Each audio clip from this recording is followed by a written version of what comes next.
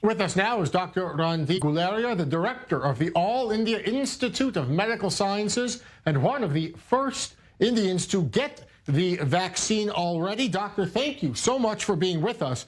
I want to ask about the rollout strategy after healthcare workers.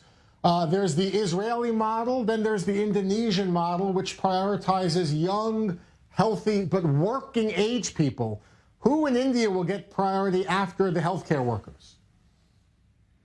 So the Indian priority is the healthcare workers, followed by the frontline workers, and then it is followed by the high-risk group, that is individuals over the age of 50. We will have two brackets. One is over the age of 60 and then over the age of 50. Most of the individuals with comorbidities, almost 70 to 80%, will also be covered if we cover people over the age of 50. So that is the third group that will get covered. And then after that, we will cover individuals less than 50, but having comorbidities, which could be diabetes, hypertension, heart disease, cancers, or other chronic disabilities. So that is the priority list that the government has created. And a plan is in place to sort of start working on vaccinating these priorities one by one. How long of a process will this be? I mean, to vaccinate the world's biggest democracy, Israel, is a small country. We're getting it done within weeks, but India is so massive. How long will it take? That's true. Even if you look at the first phase, that is the frontline workers, the healthcare workers, and those over the age of 50, we are looking at 300 million people. And that means we will need 600 million doses because the vaccine has 2 doses which is to be given. The process of rolling it out in terms of giving it to individuals is already there. We have a capacity to, our capacity is there to ramp up our centers and give the vaccine. I think the rate limiting step will be the number of doses available.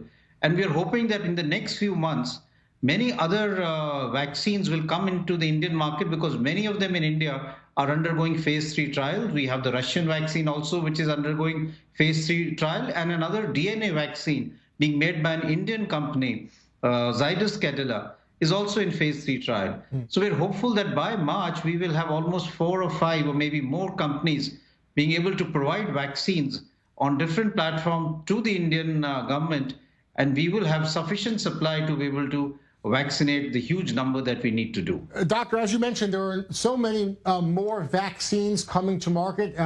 India has its own vaccine as well. Because of this campaign, hundreds of millions of people, will people be able to get the first shot with one type of vaccine and perhaps need the second dose with a different company's vaccine? Currently, we are not doing that because the data is not strong enough to say that you can mix and match the vaccines from one company to the other. Some countries have looked at that. But I think the current policy that the government has is that we continue with giving the same dose of the same company that we given the first time because of whatever data that is available has used the same batch or the same vaccine as the initial vaccine and as the subsequent booster dose.